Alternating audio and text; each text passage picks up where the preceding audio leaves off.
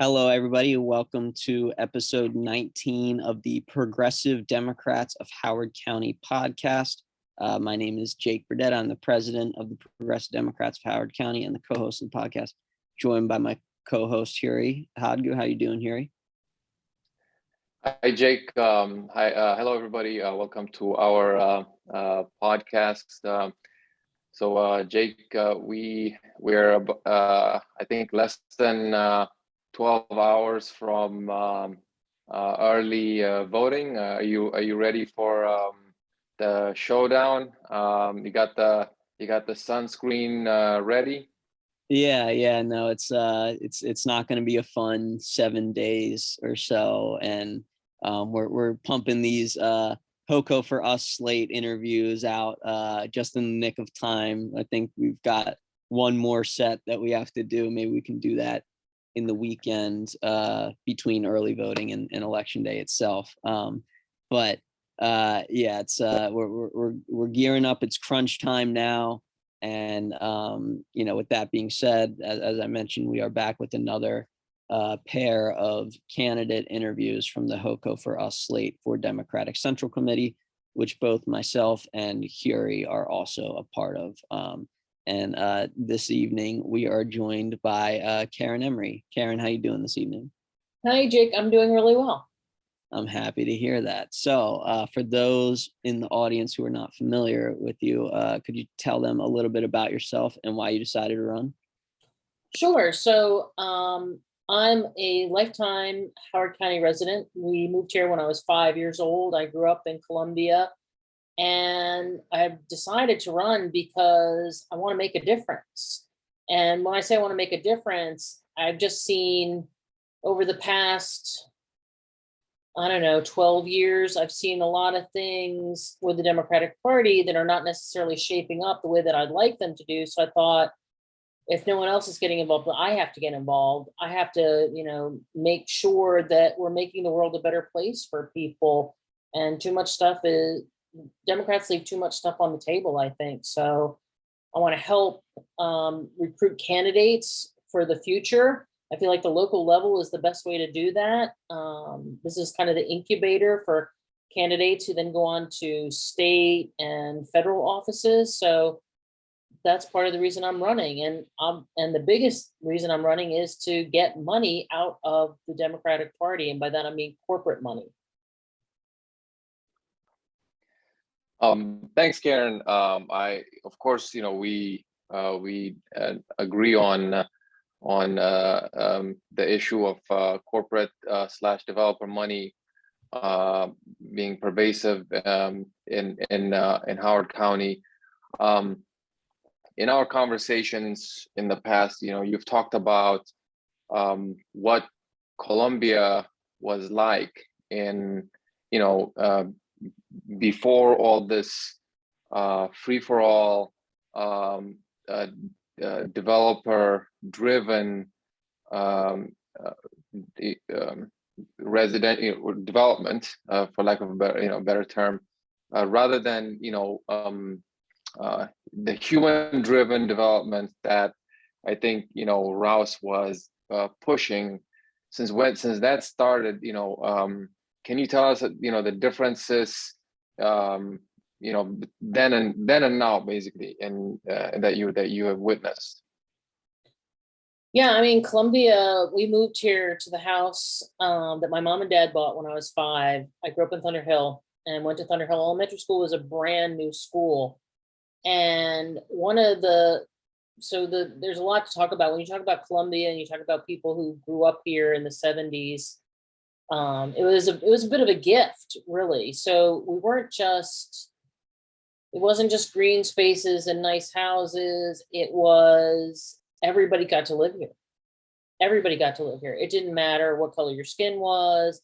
It didn't matter your level of income. There was space for everybody. And, and as a kid growing up, you didn't realize just how great that experience was because it just seemed normal to you. You didn't realize that out in the rest of the world, people were having a completely different experience. And Columbia is not like, there are other areas where I've talked to people and they're like, yeah, I grew up in this area and it was a lot like that, kind of a bubble where you grow up and there's, you're in school and you may be sitting next to somebody. The guy on your left may come from money, the guy on your right, not so much money, and everybody's in that same classroom learning and playing on the same sports teams, going to being in the band together, all the different clubs at school that people join, things like that. And you grow up and then you walk out into the rest of the world and you're like, wow. And, so as a white person, I wasn't experiencing racism at all. And my Black friends were having a great experience in Columbia, but we're still experiencing the racism, but not to the extent as when we all went off to college. So that was kind of like our first realization of what we had here in Columbia. I think part of what's happened since probably maybe the mid 80s is that Columbia has kind of become a victim of its own success. And so a lot of people came here because Columbia had really good schools. And we're a bedroom community for DC and Baltimore, right? And a lot of people who live in this area work for the federal government. And so we have a really, a very wealthy tax base.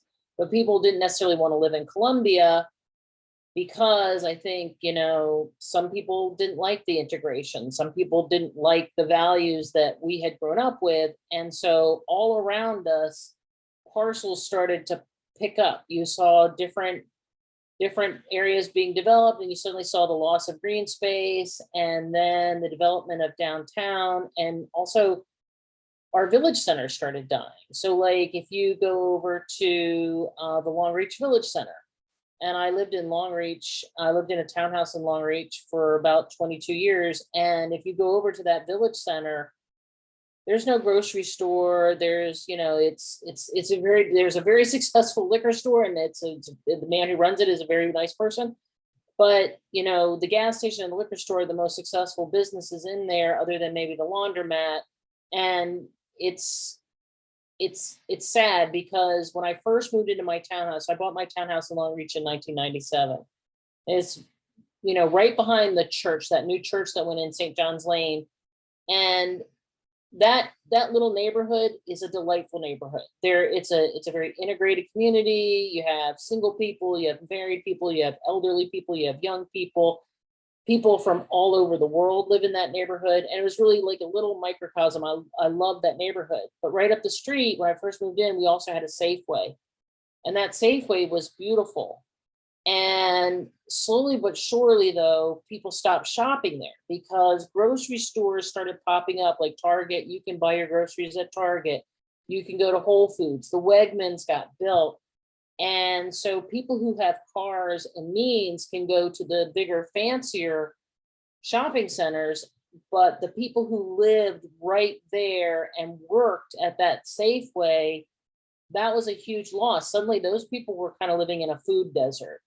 And I talked to one woman who worked at that Safeway, and she said they had offered to transfer her, but she was going to have to take multiple buses, and that by the time she got to the different Safeway to work, it wasn't going to be worth it anymore. So they've never put anything in there, and it really hurt that community. And it's crushing to see stuff like that because that's not what we really wanted in Columbia, right? We wanted there to be centers for people to be able to walk to their grocery store, to be able to, work at that grocery store. People walked across the street to go to work and things like that. And now we don't have that anymore. And I think that's just like one small example of how we're not developing those kinds of areas for what the community needs. So those would be some of the differences here. I don't want to, but I think you guys kind of get what I'm talking about. Yeah. No, definitely. And sort of to touch on that, of, basically you to summarize, it sounds like you're saying, Columbia is not the, well-rounded, integrated and diverse, socioeconomically and racially place that it once was. Obviously we are still diverse, but some of the diversity has been concentrated in certain areas. And so, my question to you is, in your opinion, to what extent has that been driven by, because that's part of what the vision for Columbia was. That's what Columbia was supposed to be. It was an integrated, almost like utopia like place. And then, Jim Rouse died, and new people have taken charge, and it's not been developed in that manner. So my question is, how much of that change in direction of Columbia has stemmed from, the developer aspect and the profit sort of corporate aspect of, prioritizing profit above the original vision in Columbia, and how much of that has been pushed by, more like the sort of NIMBY phenomenon that you describe, of not the developers and the corporations, but rather, the people in the community not wanting that. Well, I think I think a lot of it is driven by the developers. I do think that the community plays a role. Like, for instance, the neighborhood I live in right now, it's all single family homes, and it should have homes, like it should have townhouses, it should have apartments, there should be that should exist here. It shouldn't, it's a beautiful neighborhood, and it's very integrated, but we have our elementary school is very highly rated, so a lot of people want to live here, which drives the cost of the houses way up. And I believe several years ago that they did want to put in some more affordable housing. I don't want to call it low income housing, but more affordable housing. And some of the neighbors did reject that, which was very disappointing. However, I would say that the majority of the change is being profit driven. There's a parcel of land at the end of Thunder Hill. It's not really part of the original Columbia. So when the people decided to sell their house, it sits right on the edge of Thunder Hill, like right where 108 and Mellenbrook Road meet. There's a court there if you drive down it. And they sold that land. They made a lot of money on that land. And a developer has come in and is going to build seven huge houses there. Those houses are probably going to go for $1 million. So is that really the best use of that land? I mean, good for the people who made the profit. We live the world that we live in. People, need to take care of themselves. But at the same time, I wonder about those houses going in. Was that really, is that the best use of that land for the community? And the same thing, I look at the same thing where grandfather's nursery used to be right at 108 and Phillips Lake Drive. And if you drive there now, I think they put in 18 houses, and those are all $1 million homes. So we're not really building homes for people. And honestly, they drive right across the street to the Giant, and guaranteed there's 2 or 3 people at that intersection begging for money. So here you have these $1 million homes going up, and at the same time, some of the people who are living in our county don't even have enough, they don't even have a job, and I'm not sure how, exactly where they're living, but we have a homeless population here in Columbia. I think there's no denying that. And so you wonder, like, again, the grandfather's people, that was not really part of Columbia. And I think some citizens negotiated so that they wouldn't put in like a ton of housing. They wouldn't concentrate housing in a place where maybe there wasn't the infrastructure to support it. But at the same time, again, is that the best use of that land? Especially when our green space has been disappearing.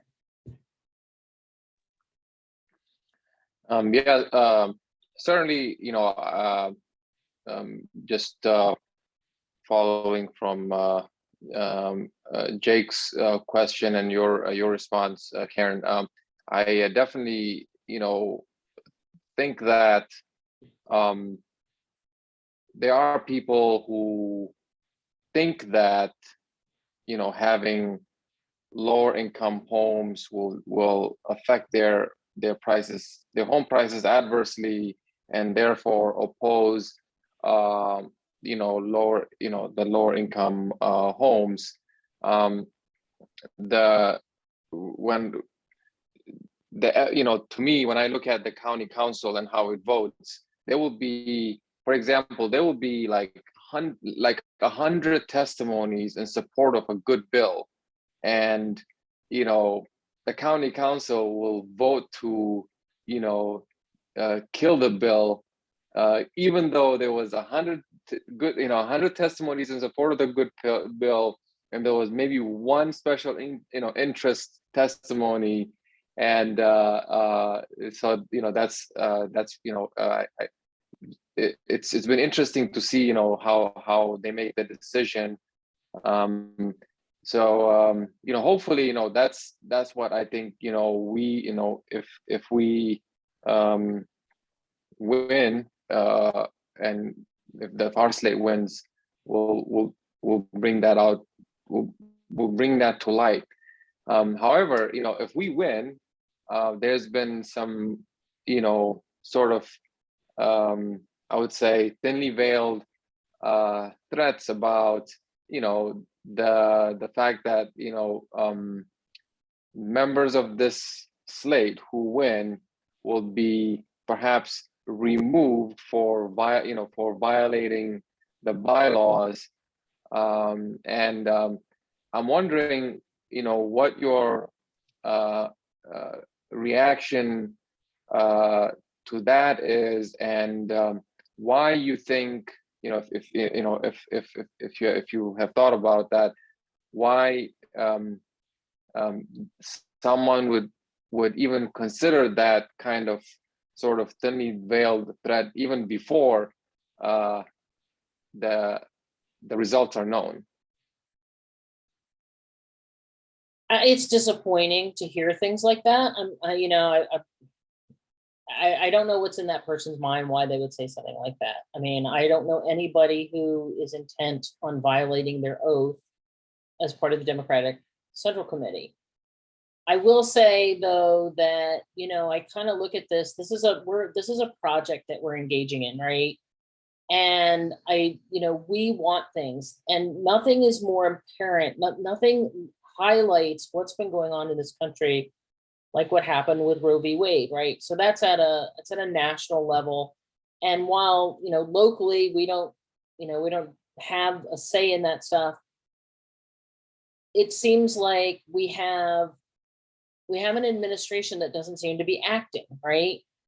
So what did Republicans do after every loss? Did they stop being Republicans? Did they stop working for their goal? No, I don't mean to make a joke of this. They voted harder, right? They recruited better candidates. They got candidates in line who would do the things that they wanted. 70% of our country wants Medicare for all, right?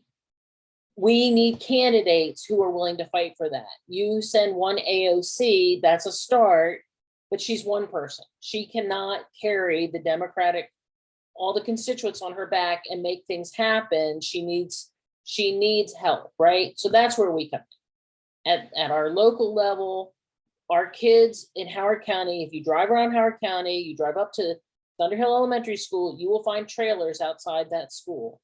I don't care how much money your kid has, nobody's kid should be going to school in a trailer, right?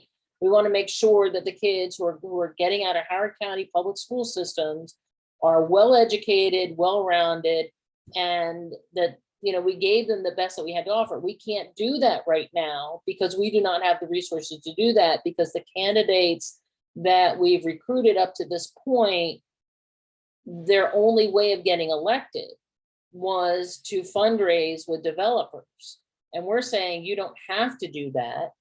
We, sign a pledge saying you won't take developer money.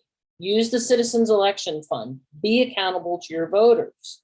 I mean, it's very easy to see why some people would be threatened by this. We are saying there is a different way to do this.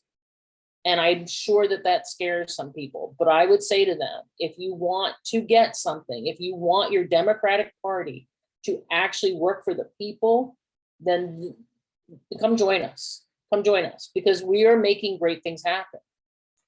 So Hiruy, hopefully that answered that question.